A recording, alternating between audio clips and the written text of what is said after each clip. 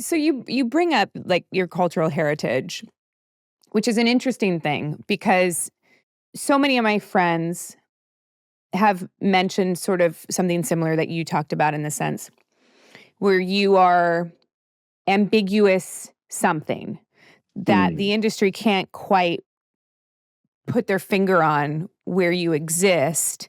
hmm So they sort of put you in the stereotypical box of, you know, the guy who's the baddie, the guy who, is playing a stereotypical role based on what you look like. hmm Did you find that? And how did you navigate that sort of aspect of the business? Man, that's a very interesting question. I think, and I want to be careful not to generalize for Mm, other actors. My journey's been very specific, and it has been a something I'm constantly conscious of. Um, and so I'm Egyptian. My right. heritage is Egyptian, and uh, I think the industry has categories that it's familiar with. There's obviously the dominant culture, and then there's the visible minority category. And depending where the film is made, uh, race and identity fall into certain paradigms. Uh, and there are certain cultures that are either actively sidelined or just never considered, you know? And I think Middle Eastern, North African actors have a very specific category that's Mm, usually erased. mhm. Asian characters are often relegated to stereotypes and existing paradigms. Um, so, you know, for me coming up in the industry, and this actually overlaps with my career as a stunt performer, I was coming up on either side of 9/11, Right. September 11, 2001. My identity, or what my identity means to the world around me, changed that day. Yeah. There's a joke in the Arab community about we went to bed white, on September 11th, woke up September 12th brown, and Yeah. now we're like, oh, am I white? I'm not white. My brother might be white, but because I rock a beard, I'm not white. And then it took a minute for the industry to like figure out where to place us. And look, full disclosure, man, because I was an action guy and starting out in my acting career, I knew I was like, well, there's going to be a lot of like Arab bad guys now. I'm about to Right. work a lot, Right.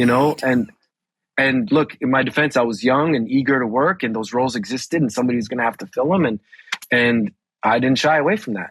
Of course You not. know, You still want to work as an actor when you're or a stunt performer if you're trying to establish yourself. I think people think sometimes from the outside looking in at an actor's life that you reach a certain point or you start out at a certain point where you have the luxury of choice and you don't. You even if you get to a point where you are working consistently and you've been in this industry for 20 years, you still have to work.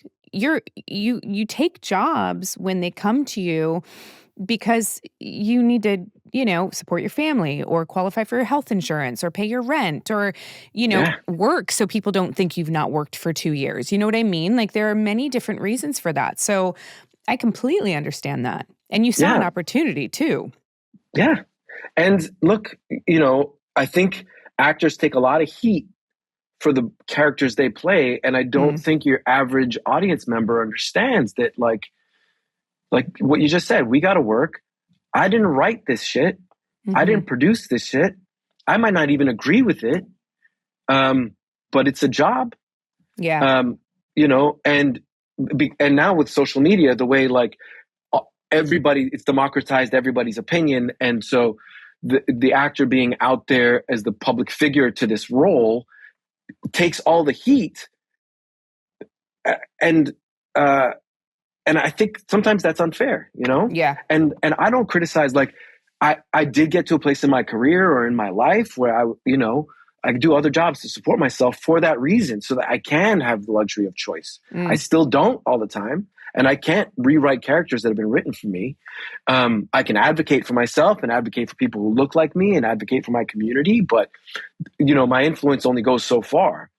And I'm certainly not going to fault any other actors who have to fill those roles. We still have to tell stories about terrorists and Hmm. about bank robbers and muggers, and my hat comes off to like any actor who's willing to step in and illuminate the darkest parts of our humanity. That's a necessary. You can't have a film industry where everybody's a good guy. Yeah. Yeah, we can't. Yeah. They can't all be Hallmark movies. You know what I mean? Hmm.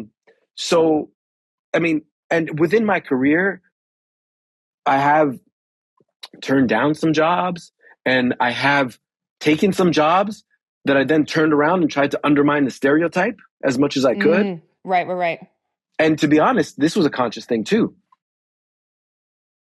At first, I shamelessly took every terrorist role, put a bomb on me, I'm gonna blow shit up, throw me out of a building, gun me down in the streets, like, let's do it. Put Right. me in a desert, throw dirt on my face with a scarf, and like, let's go. Right.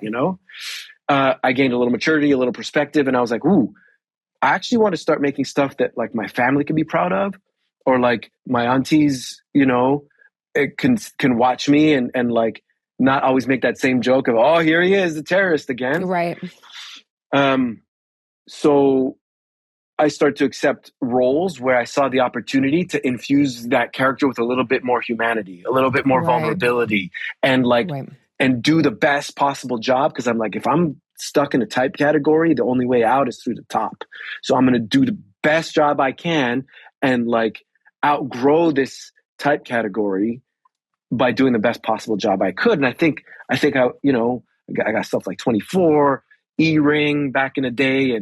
And those were conscious choices to like, I'm going to make this character, or even, what was it?